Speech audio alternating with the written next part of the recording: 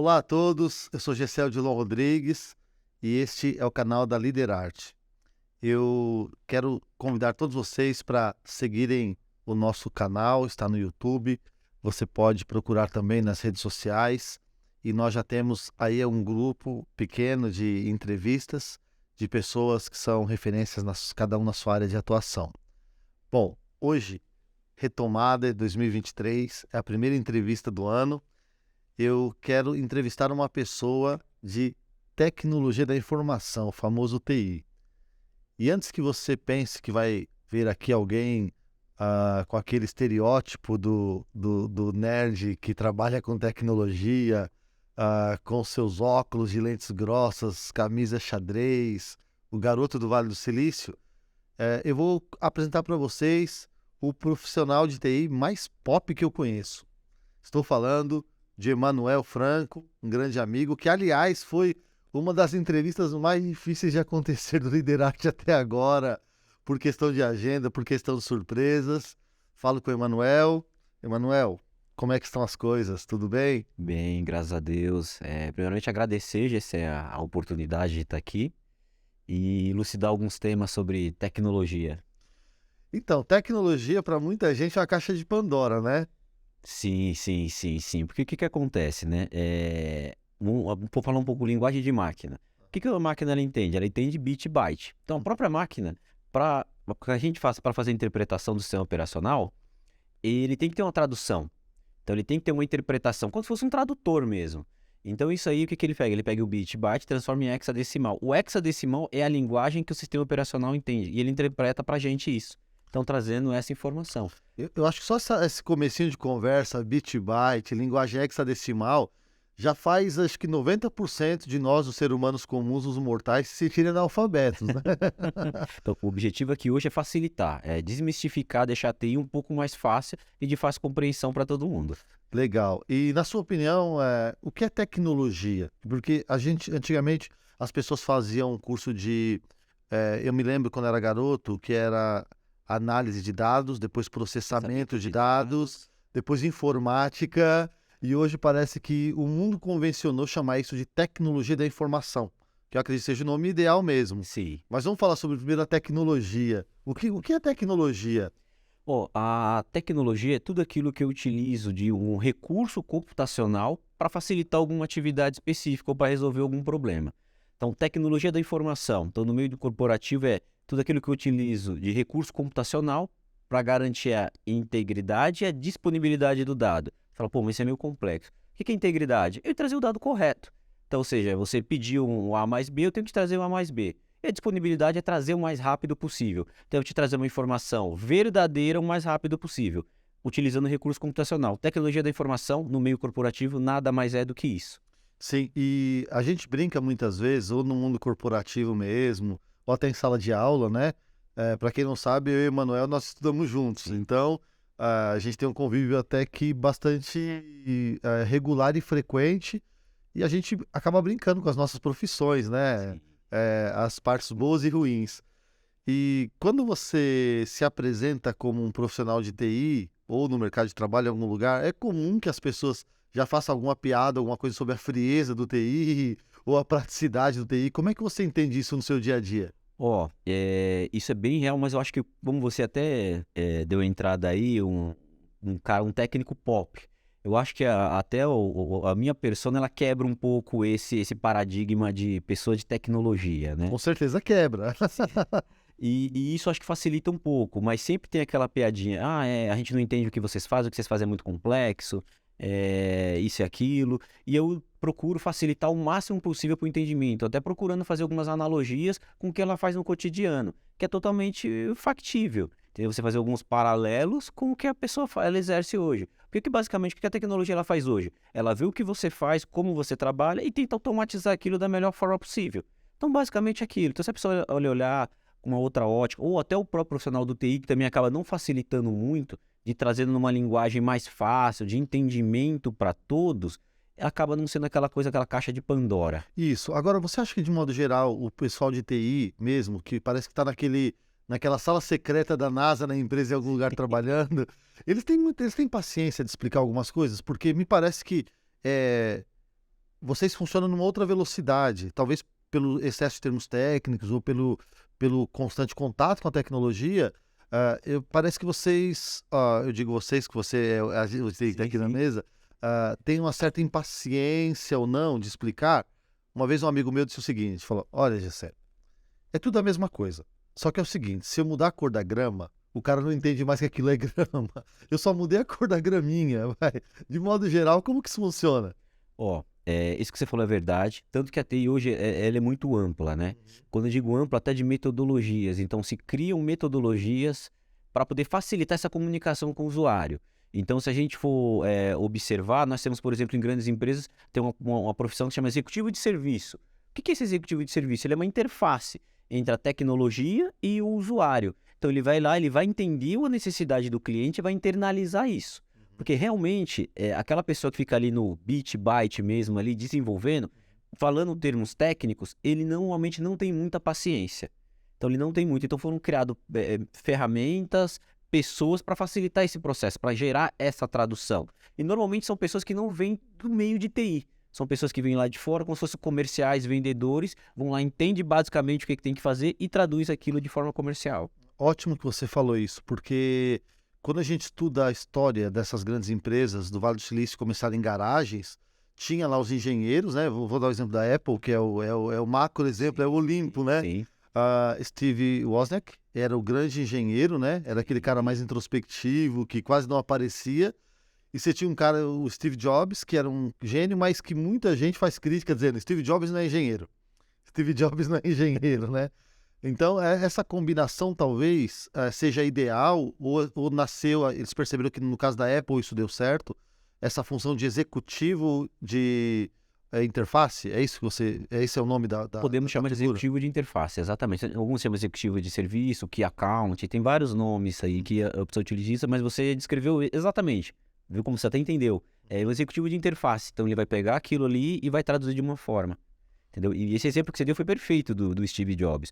Porque para você ele popularizou o computador. Então talvez se não tivesse a figura do Steve Jobs, a gente ainda tivesse 15, 20 anos atrasado. Olha, Porque ele pegou essa questão, pô, ele enxergou aquele nicho. Meu, isso aqui é sensacional.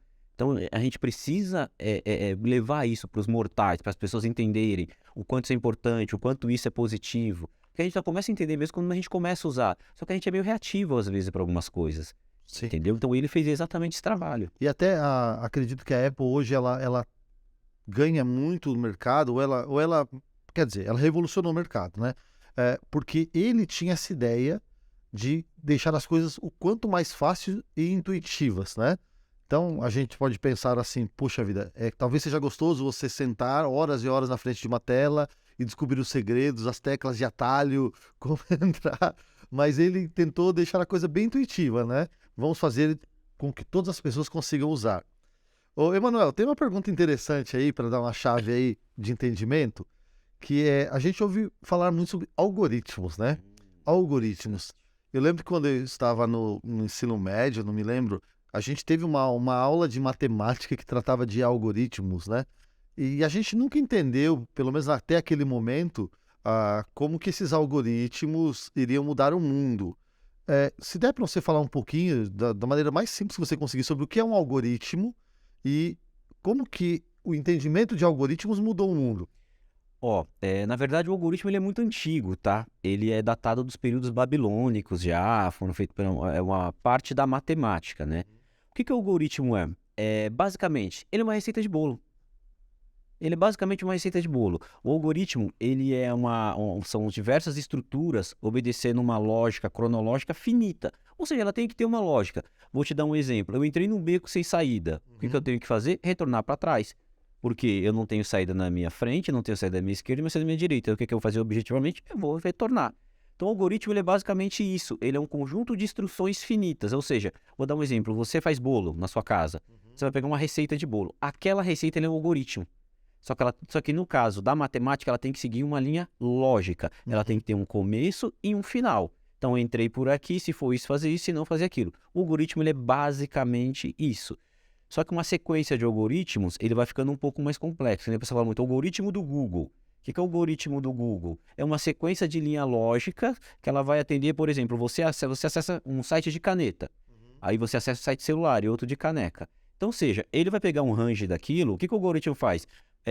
Qual que é o ofensor de acessos do GCE? Então, o GCE ele acessou 30% caneta, 30% celular, 30% caneca. Ou seja, eu vou disponibilizar para ele, baseado nesse algoritmo, nesse cálculo, eu vou fornecer para ele coisa relacionada à caneta, coisa relacionada a celular, coisa relacionada à caneca. Eles chamam isso de relevância, né? Isso, exatamente. Ele gera relevância a partir daquilo que é importante para quem busca informação. Exatamente. Né? E para isso eles usam o algoritmo. Isso. E esse algoritmo é interessante a gente falar que um professor nosso explicou que o Google ele aplicou um sistema de biblioteconomia, né? Sim. Para você conseguir taguear as buscas e ser essa ferramenta maravilhosa que a gente tem. Emanuel, fala-se muito sobre a revolução digital, né? Ninguém consegue marcar exatamente o ponto que essa revolução começou, mas a gente consegue ir tateando algumas coisas.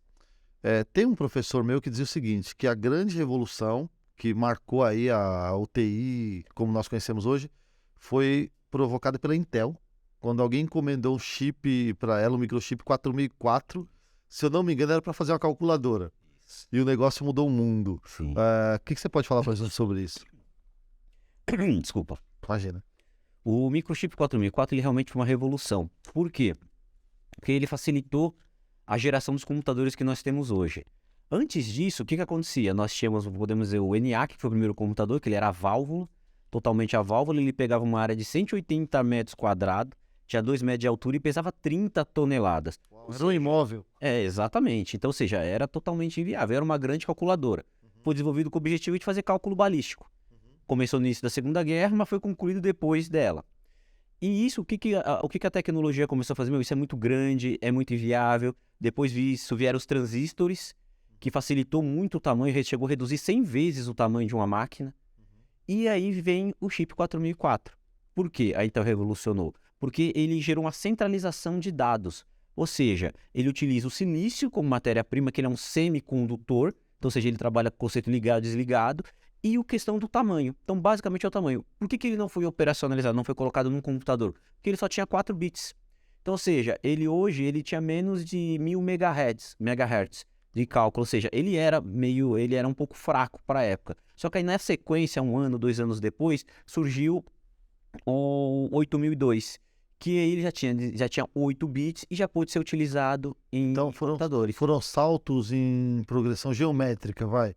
Ele tinha quantos bits inicialmente? Ele tinha 8 bits. Não, o 4004. 8 bits. 8 bits. 8 bits. E o 8002? Perdão, ele tinha 4 bits. Tinha 4 bits e o 8002. Ele era 8 bits. Então ele já dobrou aí, na segunda versão dele, já dobrou a capacidade. Exatamente. E de lá para cá não parou mais de dobrar isso daí. Exatamente, porque a tecnologia ela vem dessa forma, né? O advento dela. Ela vem para atender um tipo de necessidade específica, descobre como ela é. Podemos dizer que o 4004 foi um MVP.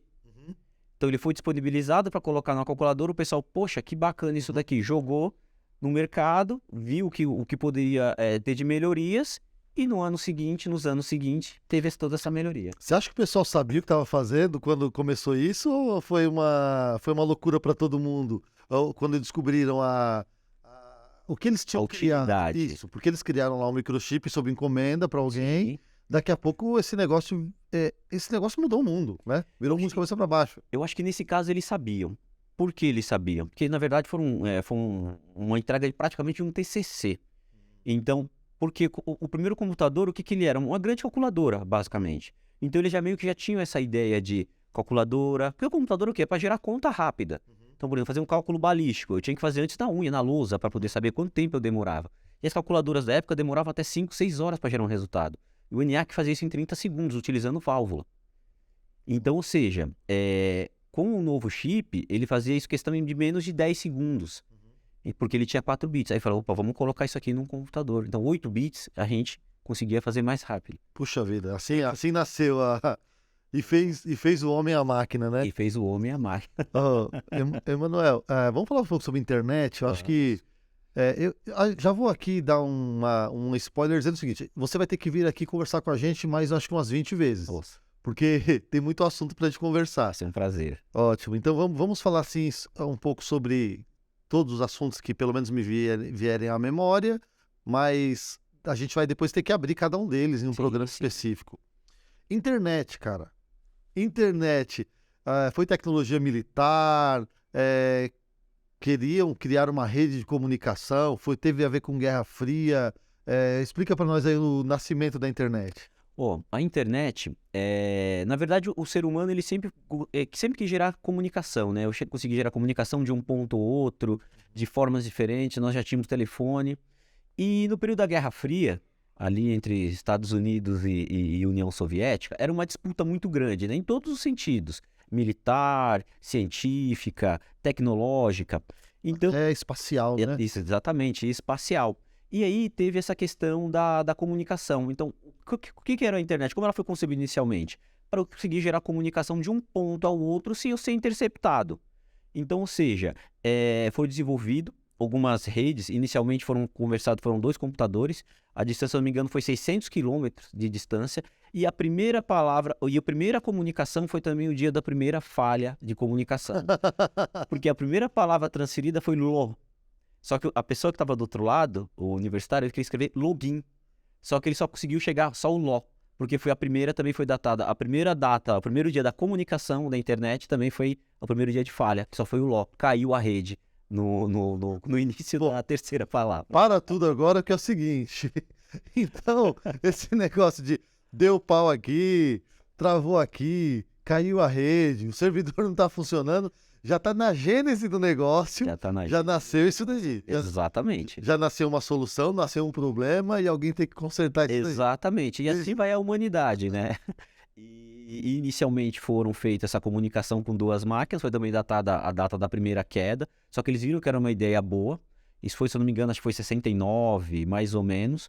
E aí, devido a esses problemas, inclusive de comunicação, em 1972 foi criado o e-mail, que para poder facilitar essa comunicação, porque a gente tinha que ficar escrevendo lá, linguagem de máquina mesmo, ali na tela, aquela tela monocromática. E aí o e-mail já facilitava, já tem uma interface clara, onde eu escrevia e você recebia. Então o e-mail, ele tem 50 anos? 50. 50 anos? 50. Eu achava que o e-mail fosse uma coisa mais recente. Mas estava restrito para quem? Quem usava e-mail? Quem usava mais foi a questão dos universitários, né? Que ele teve essa finalidade militar no começo, né? Que quem criou foi até era um departamento de projetos avançados dos Estados Unidos, que era ARPA, e depois ele ganhou um D, de defesa, aí virou DARPA. Tanto que a primeira rede... Eles falavam ARPANET? Exatamente. Isso que você falava, me desculpa. Não, perfeito, é isso mesmo. Por isso que a primeira rede é chamada ARPANET. Exatamente porque era desse projeto, era um projeto inicialmente dessa área de projetos dos Estados Unidos, que depois virou uma área de defesa, que ele ganhou um D de DARPA. E como foi iniciado na época da ARPA, ele virou ARPANET, que era um conceito de estruturação de cabos, né, de nós de rede. Depois eles viram que começou a crescer muito, viram que isso poderia ser popularizado, e aí começaram a passar também os primeiros cabos transatlânticos de comunicação, e aí virou a internet que nós conhecemos hoje. Sim. Esses cabos transatlânticos, eles ainda são fundamentais para a comunicação? Sim, eles são fundamentais. Tanto que nós já temos cabos hoje, que é de fibra ótica, né, que é de pulso de luz, que liga o velho continente, aqui América Latina, Estados Unidos, México. Eles são fundamentais para gerar essa comunicação. Certo. E parece que o berço disso tudo é Estados Unidos mesmo. Sim, o berço disso tudo é os Estados Unidos. Até meu filho brinca muito. Pô, mas tudo é criado nos Estados Unidos? Eu falei, que a gente... realmente, a gente consome muito a cultura deles, mas o berço lá, que é datado, foi tudo iniciado nos Estados Unidos, com a demanda específica inicial, e depois viu que era um grande nicho. Tanto que depois teve vários desdobramentos. Que nas redes corporativas, foi uma pessoa que trabalhou na ARPANET. Então ele falou, pô, isso aqui é um nicho. Então essa estrutura de rede eu posso levar para o meu corporativo. Então o conceito de LAN que a gente conhece hoje, que é Local Area Network, que é uma rede segura, já veio datada dessa época. Porque, na verdade, a internet ela é uma grande LAN, só que devido à quantidade de pessoas, ela virou uma WAN, que é para a internet, que é para o mundo, qualquer pessoa pode acessar. Sim. Em tempos de Google Maps, a gente já viu o Google Earth, a gente sabe que tem satélites, até balões aí, espiando a gente, né? É possível que essa tecnologia que em 1969, em 70, ela estava restrita ao uso militar ou ao uso universitário, acadêmico, bem restrito? É possível que haja revoluções acontecendo e que a gente não tem a menor ideia hoje, que daqui 30 anos vai ser popular? Olha, sem sombra de dúvidas, tá? Eu não tenho dúvidas disso, porque tudo começa ali num pequeno feudo e depois isso acaba se abrindo. Podemos dar vários exemplos. Ó, a própria internet é um grande exemplo. O próprio computador tinha uma finalidade militar e hoje a tua maioria Está na mão das crianças. está na mão das crianças. Então, ele sempre vem com esse conceito, normalmente militar, a própria conexão Wi-Fi. Então, hoje a população tem acesso a isso. Então, isso eu não tenho dúvida, tá? Que acaba caindo sempre no gosto popular, né? As pessoas entendem e usam. Ela inicialmente não sabe como aquilo foi concebido, porém ela acaba consumindo aquilo. Emanuel, a gente falou sobre segurança, a questão militar. Ah, hoje fala-se muito sobre segurança da informação, segurança, não sei se o nome técnico seria segurança em TI. Eu queria que você falasse primeiro uma coisa. A governança em TI, que hoje existem cursos de pós-graduação, ela tem a ver com a segurança ou não tem nada a ver? É só um gestor que trabalha com TI? E você falasse um pouco sobre segurança da informação. Tá. A governança, ela foi concebida inicialmente para ela poder fazer o controle. Então, gerar aquilo que é a questão da tecnologia da informação. Eu consegui gerar informação íntegra e rápida para você. E a governança é o que vai fazer esse controle. A segurança da informação, ela é uma vertente dentro da governança. Porque o que ela garante? Ela garante o quê? Que o dado não saia, não esteja vazamento de dados, que o dado não seja destruído. Para quê? Para a finalidade o quê? Para a informação chegar íntegra e rápido para você. Ela é basicamente isso. Basicamente isso, a questão de segurança da informação. Então, é tudo aquilo que eu utilizo em tecnologia, processo e pessoas para garantir que aquela informação, aquele dado não seja corrompido, que não seja vazado, porque as pessoas têm acesso a isso. Sim, hoje a gente fala sobre LGPD. E mesmo assim a gente toma alguns sustos de vez em quando. Estávamos conversando alguns dias atrás, você estava junto numa mesa de amigos e uma pessoa disse que os dados dela foram roubados do Ministério Público. Quer dizer, alguém entrou lá no Ministério Público e conseguiu absorver dados e distribuir eles, provavelmente vender, né? Uhum. E a gente fala sobre a segurança da informação de países que tiveram seus sistemas invadidos. Se eu não me engano, a Samsung foi alvo de ataque Sim. recentemente e algumas empresas sofrem ataques globais de hackers. A gente começa a imaginar que foi o concorrente, foi algum inimigo oculto, foi a China. A gente começa a elocubrar bastante coisas. Para uma empresa comum, qual é o tipo de risco que a gente corre numa empresa comum? Ó, você vai ficar um pouco assustado com o que eu vou te falar aqui, tá? Mas toda empresa recebe ataque todo dia. Eu não digo pelo menos uns 100 ataques por dia, tentativas de ataque por dia. A Caixa Econômica Federal deve receber uns 10 mil ataques por hora, mais ou menos, tentativas de ataque. Então, assim, nós recebemos ataque o tempo todo. Risco é aquilo, risco a gente não elimina, a gente mitiga. Então, é aí que vem a questão da segurança da informação. Eu tenho que colocar camadas de segurança. Se essa vazar, eu tenho essa. Se essa vazar, eu tenho essa. Se essa vazar, eu tenho essa. Então, esse é o ponto. E se esse dado vazar, ou ele se perder, eu tenho como restaurar ele? Essas são as vertentes da segurança da informação, basicamente. Hoje a gente fala de backup e fala de criptografia. Sim. O que a criptografia pode contribuir para isso que você está me dizendo agora, sobre você criar camadas de proteção e tal? Você tocou num ponto legal. A criptografia eu encaro como se fosse a última camada. Tipo, invadiram. Vamos fazer uma analogia aqui. Você tem um castelo e invadiram o seu castelo. O seu castelo tem 7 portas. Eles invadiram uma porta, invadiram outra, invadiram outra. Aí eles vão pegar o seu ouro. Só que aí no seu cofre, ele tem senha. Seu ouro está dentro de um cofre e ele tem senha lá. E só que aquela sua senha, você tem um teclado de 9 dígitos, porém você tem 10 possibilidades ali. O cara tem que digitar 10 vezes. Então, se eu colocar 10 vezes 9, ou seja, ele vai ter que tentar no mínimo 90 vezes. Entendeu? Ele vai ter que tentar aquilo 90 vezes. Então, são 90 possibilidades. É exatamente isso que a criptografia faz. Se você são cruzar tentativas. números com letras, isso vai ficar um número... Se você colocar o alfabeto milionário. inteiro, ou seja, eu tenho 23 letras no alfabeto. Multiplica mais isso com minúscula. Exatamente. É exatamente isso a criptografia. Então, tem certo tipo de criptografia que o cara vai levar, tipo, 15 anos para quebrar. Então, ou seja, é basicamente isso. A criptografia nada é isso. É embaralhar os dados ali para que seja difícil o cara conseguir ter aquela informação. Então, criptografia nada mais é que isso, entendeu? É bem a grosso modo. E camadas de segurança é exatamente isso. Você tem uma porta, você tem um portão, você tem um portãozinho de entrada, você tem uma porta de ferro. É Tem basicamente um isso. cachorro Você treinado tem um pra cachorro, morder. e aí que vem, exata, e o Faro. O Faro é o quê? É o segurança. O Faro, ele é o segurança, ele é o porteiro, ele fica ali na porta. Você entra, você não entra, você entra, você não entra. E ele faz aquele cara crachá. Ah, eu quero entrar. Deixa eu olhar aqui. Ah, beleza, você está autorizado a entrar. Isso é basicamente a função do Faro. Ver quem está autorizado e permitir. Legal. Emanuel, tem uma outra empresa que mudou o mundo. Você falou sobre o silício, né?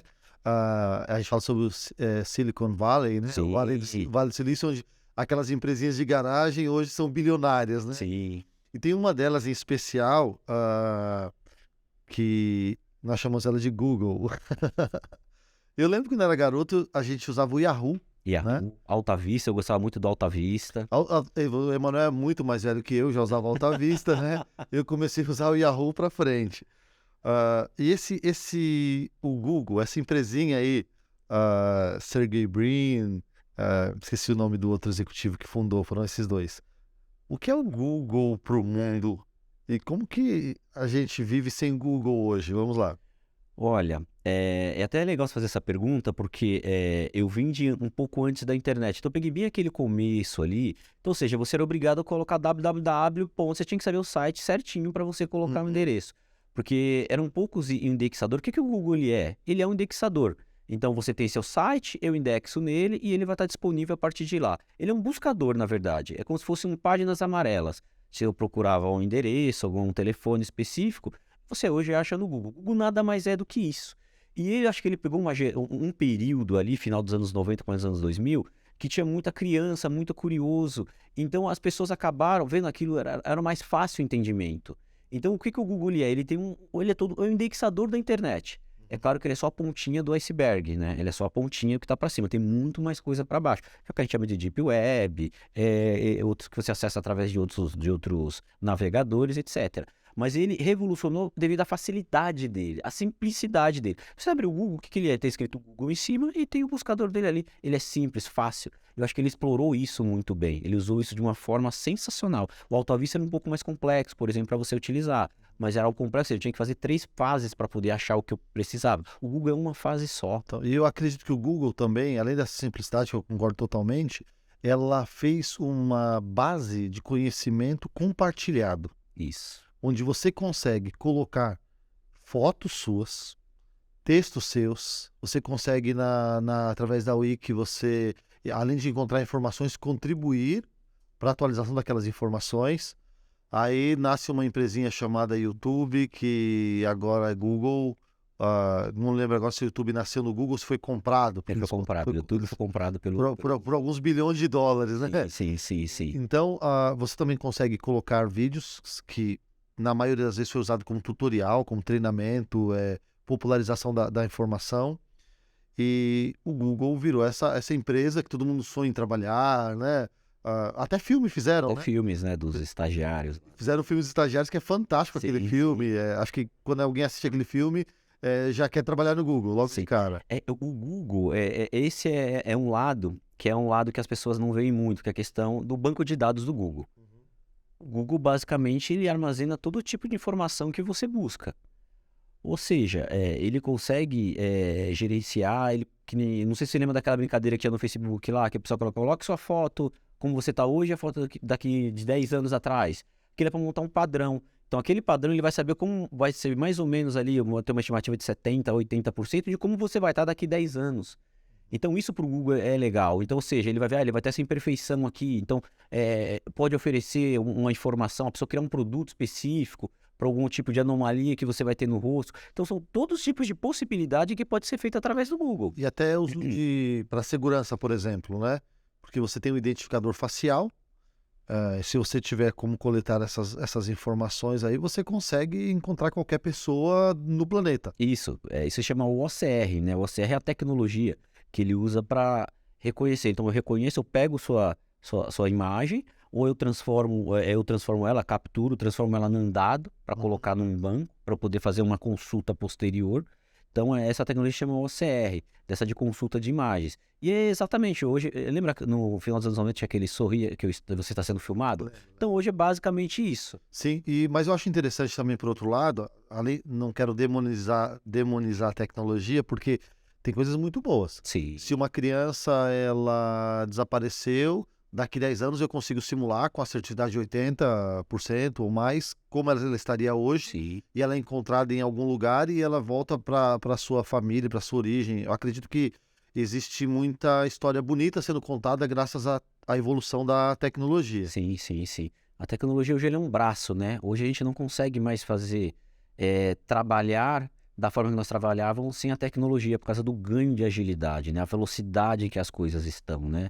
Então, ela é um braço. Às vezes ela não recebe aquele crédito dela, mas é porque ela é um braço. Ela veio mesmo para apoiar, colocando bem da forma que você colocou, né? Se ela for colocada de uma forma nobre, vamos procurar uma pessoa, vão achar, vão achar. E você sabe que eu fui provocado, esse final de semana nós estivemos juntos em aula, sexta-feira e sábado, né? Estivemos 16 horas praticamente juntos Sim. estudando. E um professor alemão veio nos dar aula, né? E ele trouxe alguns textos que me provocaram de um jeito, Emanuel. Eu falei isso na sala e quero falar aqui para você e para quem for assistir esse podcast, que todas as empresas são empresas de tecnologia. Eu confesso que até aquela aula eu acreditava que tecnologia era um segmento da economia. Então eu tinha empresa de agro, tinha empresa de educação, tinha empresa de serviço e tinha a tecnologia lá no Olimpo. Mas todas as empresas hoje são empresas de tecnologia. Sim. E eu comecei a pensar sobre esse assunto, me veio a questão dos filmes. Você, por exemplo, tivemos Titanic há 25 anos atrás, foi gravado com o que tinha de tecnologia na época, e eles estão relançando o mesmo Titanic agora com mais recursos tecnológicos. Remasterizado, tipo. Isso. A mesma coisa do Avatar, o filme de maior bilheteria da história. Quanta tecnologia foi aplicada no Avatar quando fizeram o primeiro filme, e agora James Cameron vem com o Avatar O Caminho da Água, com muita tecnologia disponível e algumas que ele aplicou justamente para esse filme. Falamos sobre a questão musical, né? Você pega uma música do Elton John e você regrava ela, você regrava a música do John Lennon hoje com o ápice da tecnologia. Então todas as empresas são de tecnologia. Até shows de pessoas que faleceram, né? Você consegue fazer os hologramas, né, hoje. Colocar a pessoa lá no palco e você vai e assiste. Teve um desse do Tupac, se não me engano, Michael Jackson também. Sim, eu soube desse do Michael Jackson. Então, é assim, ou você entende que a tecnologia é importante, ou seu concorrente vai entender que ele é uma empresa de tecnologia, vai aplicar tecnologia e vai voar na sua frente. Sim. Tem um assunto que eu não posso deixar de falar com você, porque quem te conhece sabe que a gente brinca muito com uma história de Deep Web. Que bicho é esse? Deep Web a Deep Web nada mais é. Lembra quando eu contei no começo da história da internet, das redes que foram feitas, foram segregadas? Deep Web é tudo aquilo que não tem indexação, ou seja, não está no Google ou não está no discador. Ou seja, para eu digitar, para eu acessar aquele conteúdo, eu tenho que utilizar outras formas. Então, ou seja, tem os navegadores que nós utilizamos. O que é um navegador? É nada mais é mesmo que realmente, vamos imaginar um barquinho mesmo andando na água. Só que o navegador, por exemplo, o Chrome do Google, ele não chega até a Deep Web. Por quê? Porque não está indexado, ele não conhece, ele não sabe o que faz, entendeu? Agora, se eu pegar um site da Deep Web, por exemplo, e fazer um cadastro do Google, ele já está indexado. Ele deixou de estar na Deep Web. E na Deep Web, o que ela é? Ela é o que está embaixo do oceano. É o que é a internet, ou seja, lá você acha conteúdos de todo tipo. Não é essa coisa do mal que as pessoas falam, colocam a dark web. Se for procurar algumas coisas lá, você vai achar também. Só que assim, tem conteúdos interessantes, blogs, por exemplo, conteúdos de compra, instruções. Tem várias coisas interessantes lá na Deep Web. Então, o cinema, Hollywood, quando fala de Deep Web, mostra assim, ó, você consegue comprar um tanque de guerra na Deep Web. O medo da Deep Web, você consegue comprar órgãos humanos na Deep Web, você consegue negociar drogas, enfim. Isso é verdade? É verdade. Por quê? Porque a Deep Web é um ambiente que não está rastreado. É um faroeste. Então, se quiser colocar um site lá, você vai colocar, se você quiser divulgar, porque ele não é rastreável, ele não está indexado. Eu não tenho uma vigilância. Tanto que nós utilizamos navegadores, é um navegador que chama Tor. O que ele faz? Ele fica eu não lembro agora qual que é o time, mas ele fica de período em período pulando de servidor para servidor. Então, ou seja, se alguém for rastrear, ele vai rastrear o endereço que eu já estava lá há 2 horas atrás. Ou seja, ele fica pulando de um ponto ao outro. Mas assim, você não entra com www para acessar a Deep Web. Você pode utilizar o www ou você utiliza os caracteres, que são mais, por exemplo, asterisco, ponto, vírgula. Tem um... Quase que secreto. Exatamente, é quase que secreto. É que assim, tem um Wikipedia que facilita, o Wikipedia da Deep Web. Então, esse Wikipedia, vamos chamar assim, é porque ele tem a mesma tela, é cinzinha, e lá tem todos os links, por exemplo, de sites que você quer procurar. Sim. Então, você clica, só que assim, o site é tudo confuso e tal, tem aqueles... tá em hexadecimal, na verdade, tudo em hexadecimal. Então, você clica, ele te direciona para algum site específico. Eles têm uns buscadores Mas deles o também. que uma pessoa de bem encontraria na Deep Web, por exemplo? Hoje, Uma pessoa de bem, um estudante, um empresário, o que ele encontraria na Deep Web? É que hoje, como tem muita coisa indexada no Google, eu acho que não tem a necessidade da pessoa entrar na Deep Web para fazer algum tipo de busca. Tudo que ele temos acha de forma academia. saudável, Isso. ele vai conseguir achar dentro do Google. É mais para um estudante de tecnologia saber como que funciona, o que que faz. Por quê? Porque muitos ataques, em geral, que, por exemplo, eu quero invadir uma empresa. Eu vou na Deep Web e compro um ransomware. Eu não preciso desenvolver, já tem lá todo tipo de ransomware. Ransomware para Windows, ransomware para Mac, ransomware para Linux. Então eu compro aquilo. Ninguém vai saber que eu comprei e mando para a empresa pedindo Bitcoin como resgate. Uau. Então isso é uma das coisas que são feitas na Deep Web. Sim. Emanuel, vamos falar sobre essas demissões em massa que tem acontecido com as empresas de tecnologia. Qual é a sua opinião sobre isso? Olha, as demissões eu acredito que ela tenha sido, na verdade, se você for pesquisar várias fontes, elas dizem coisas distintas. Sim. Então assim, o que eu acredito realmente, eu acho que o boom da pandemia com a questão de tecnologia, que realmente muitas empresas não estavam preparadas, tiveram que precisar muito de tecnologia, aporte de firewall, contratação de data center, recurso em nuvem, houve realmente uma contratação em massa dessas pessoas de tecnologia. Só que como a gente está vendo a economia global está entrando numa espécie de recessão, Sim. as empresas estão vendo, opa, para eu manter essa TI, ela está se tornando um pouco cara. E eu não estou tendo o retorno que eu preciso. Podemos dar um exemplo da Dell. A Dell, ela fez a contratação em massa no período da pandemia, porque faltou notebooks no mercado no começo da pandemia para poder entrar no home office, e hoje já não se estão mais comprando notebooks. Então o que ela teve que fazer? Fazer as demissões em massa, nível mundo.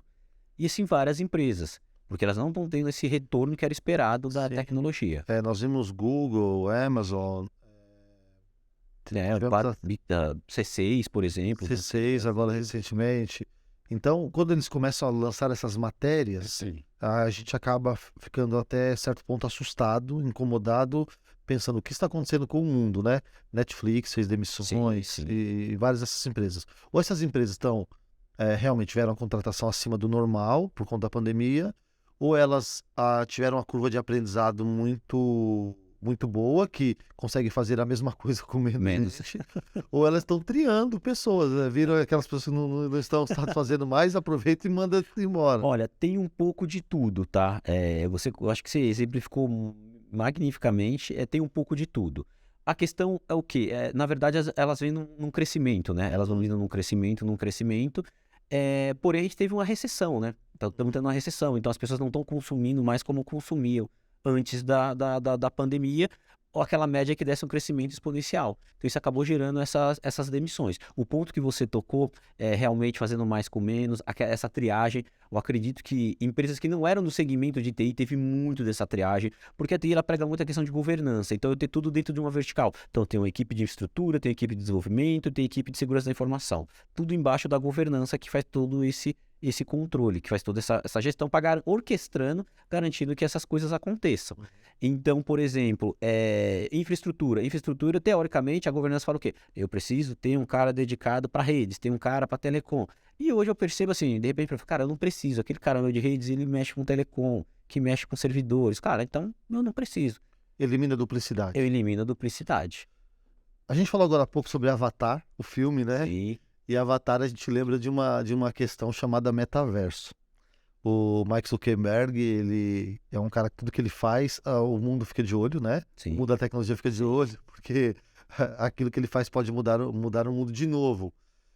Você acompanhou que ele mudou o nome da empresa dele, Sim. de Facebook para Meta, e investiu uma bala de grana contratando não sei quantos mil engenheiros de TI para ser referência e ser o cara do metaverso.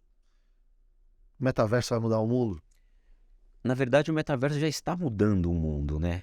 Porque seria como se fosse uma integração, né? Entre nós, máquina, ambiente, se tornando como se fosse um só. Isso, a gente já pode ver um exemplo disso, o Bitcoin. Ou seja, uma moeda que não é tangível, mas eu consigo negociar, eu consigo comprar um imóvel através do Bitcoin, ou seja, eu já estou utilizando uma espécie de metaverso para fazer isso. Um filme que ilustra muito bem a questão do metaverso, eu acho que ele é sensacional, até porque ele está muito além do seu tempo, é o Matrix. Um filme de 99, e ele é um exemplo claro de metaverso. Jogador número 1. Jogador número um também. É que o Matrix, ele elabora isso por causa da época, né? Ou seja, a gente está dormindo, utilizando um recurso computacional, que é um equipamento atrás da sua nuca, vivendo o que a gente vive aqui hoje. Ou seja, isso aqui é o nosso metaverso. Então, tem um filme também, já que a gente tocou nesse assunto, chamado Os Substitutos, que é com o Bruce Willis. Meu, você pega o Matrix, você pega os Substitutos, jogador número 1, você fica assustado, porque aquilo que eles faziam lá, parece que não tá tão difícil de fazer agora. Não tá tão difícil de fazer agora, exatamente. O jogador número 1 é um exemplo claro disso. Seria, por exemplo, um GTA hoje, só que o GTA eu não coloco um óculos de realidade virtual. Eu, pelo controle, eu faço o que eu quiser. Eu vou aonde eu quero, faço o que eu quero, como eu quero. Tem alguns pênaltis, a polícia vem atrás de mim. E aí, dependendo de como eu tô, é exatamente isso. Eu acredito que até o futuro do metaverso é ter um regulamento dentro do metaverso.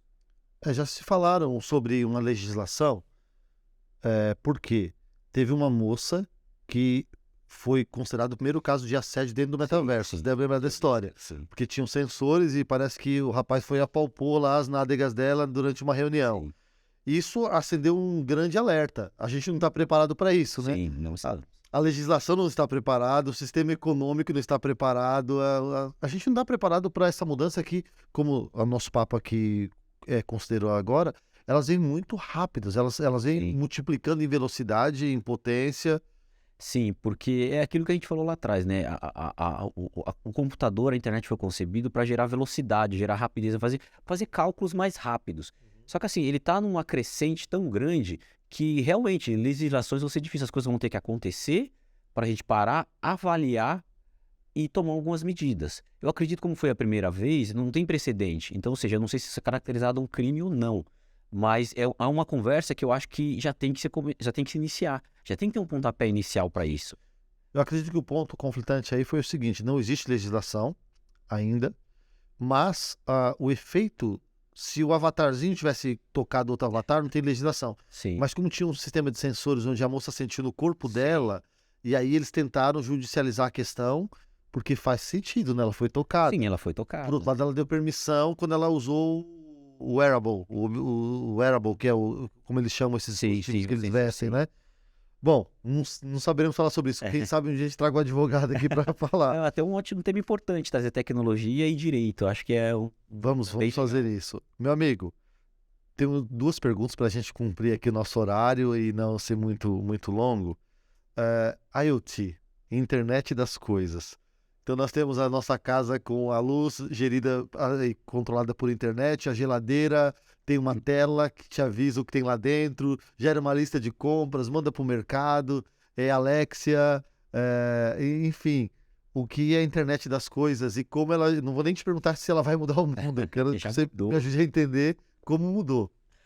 A internet das coisas, eu acho que ela veio de forma mais sutil, né? E ela foi entrando no nosso dia a dia, facilitando muitas coisas. Então, o que é a internet das coisas, basicamente? É tudo aquilo que eu consigo gerir à distância, através de sensor e com comunicação à internet. Então, basicamente, ela é isso. Então, por exemplo, você tem um ar-condicionado, você fala, minha casa é meio quente. Antes de eu chegar do trabalho, eu vou no meu celular e aciono o ar-condicionado. Então, através de uma comunicação com a internet, de um sensor que tem dentro do equipamento, ele entende esse pulso chegando, que seria o mesmo pulso do controle remoto. Olha, a tecnologia já... Aí ele gera o que é esperado. Então você liga a sua televisão à distância. O IoT nada mais é o quê? Aquilo que eu faria perto, eu faço à distância. Basicamente isso. E a segurança aí também, se não tiver... É que como a IoT... está aberto para o mundo, a sua geladeira está aberta para o mundo. Exatamente. A sua TV, o seu ar-condicionado, as portas da sua casa. Exatamente. Por isso que tem a questão de criptografia. Então você pode ver, por exemplo, você vai cadastrar sua televisão pelo celular. Você tem uma televisão lá de uma marca específica, baixou o aplicativo da marca. Quando você for conectar, ele vai entender o que está na mesma rede Wi-Fi. Aí ele vai pedir uma senha, que é uma criptografia, uma senha normalmente de 6 dígitos, 7 dígitos. Então aquela criptografia que vai gerar aquela segurança. Ou seja, se alguém entrar na sua casa, entrar na sua rede, ele já vai ter uma dificuldade de poder acessar. Legal. Emanuel, ChatGPT.